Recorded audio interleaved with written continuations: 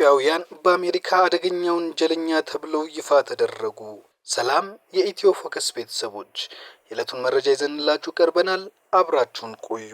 የፕሬዝዳንት ዶናልድ ትራምፕ አስተዳደር በስደተኞች ላይ እየወሰደ ካለው ጠንካራ እርምጃ ጋር በተያያዘ የአሜሪካ ሀገር ውስጥ ደህንነት መስሪያ ቤት ከሁሉም የከፋ አደገኛ የውጭ ዜጋ ወንጀለኞችን ዝርዝር ይፋ አድርጓል። ከሁሉ የከፋ አደገኛ ወንጀለኞች ተብለው በመጡበት ሀገር ተለይተው ማንነታቸው ይፋ የሆኑ ስደተኞች በተለያዩ ወንጀሎች ውስጥ ተሳትፈዋል በሚል በስደተኞችና የጉምሩክ ሕግ አስከባሪ በሆነው አይስ በቁጥጥር ስር የሚገኙ ናቸው።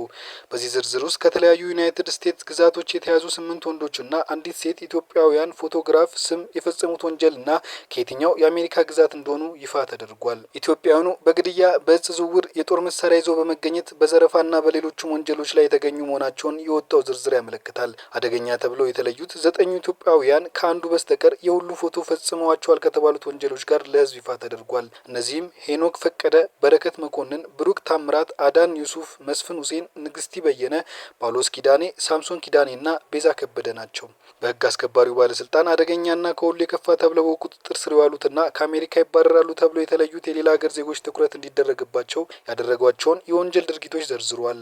ከተጠቀሱት መካከልም የቤት ውስጥ ጥቃት፣ በተደጋጋሚ ጠጥቶ ማሽከርከር፣ ዘረፋ፣ ልጆችን ማገት፣ የሽብር ማስፈራሪያ፣ በጦር መሳሪያ ጥቃት መፈጸም፣ የተሰረቁ ንብረቶችን መቀበል፣ የፍርድ ቤት ትዕዛዝን አለማክበር፣ ህገወጥ የገንዘብ ዝውውር ይገኙባቸዋል።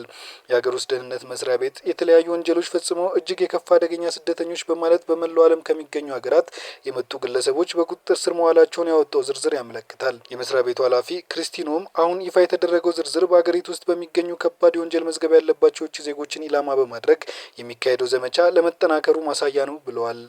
ከ2 ሳምንት በፊት አንድ አፍጋናዊ ስደተኛ ዋሽንግተን ውስጥ በሁለት የአሜሪካ ብሔራዊ ዘብ አባላት ላይ በፈጸመው አደገኛ ጥቃት አንዷን ሲገድል ሌላኛዋን ደግሞ ክፉኛ ካቆሰለ በኋላ የትራምፕ አስተዳደር ከህገ ወጥ ስደተኞች ባሻገር ህጋዊዎቹን የሚመለከት እርምጃ እየወሰደ ነው።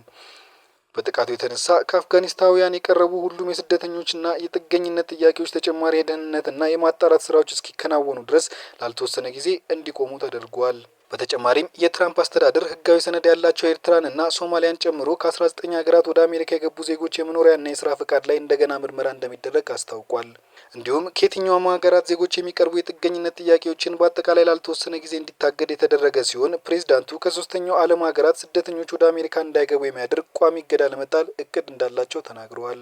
በተለይ ደግሞ ሶማሊያውያን ስደተኞችን በመወንጀል አሜሪካ ውስጥ እንዲኖሩ እንደማይፈልጉ እንዲሁም ትውልደ ሶማሊያዊቷን የአሜሪካ ምክር ቤት አባል በማንቋሸሽ ያደረጉት ንግግር ፕሬዝዳንቱ ለስደተኞች ጥላቻ አላቸው እንዲባል አድርጓል። ፕሬዝዳንት ትራምፕ ባለፈው ዓመት ወደ ስልጣን የተመለሱበትን የምርጫ ቅስቀሳ ከጀመሩበት ጊዜ አንስቶ ጥብቅ የስደተኞች ቁጥጥር እንደሚያደርጉና በአገሪቱ ታሪክ ያልታየ ትልቁን ስደተኞችን የማባረር እርምጃ እንደሚያካሂዱ ባገኙት አጋጣሚ ሁሉ ሲናገሩ ቆይተዋል። ትራምፕ ምርጫውን አሸንፈው ወደ ዋይት ሀውስ በተመለሱ ዕለት ነው ንግግራቸውን ተግባራዊ የሚያደርግ ውሳኔዎችን ማሳለፍ የጀመሩት። በዚህም ህገወጥ ስደተኞችን መያዝ፣ ማሰር እና ከአሜሪካ ማባረርን ጨምሮ የቪዛና የጉዞ ክልከላዎችን ስራ ላይ አውለዋል። የአሜሪካ መንግስት አገሪቱ የድንበር ጥበቃውን በማጠናከር በሀገር ውስጥ ደግሞ መጠነ ሰፊ አሰሳዎችን በማካሄድ ስደተኞችን በቁጥጥር ስር አውሏል።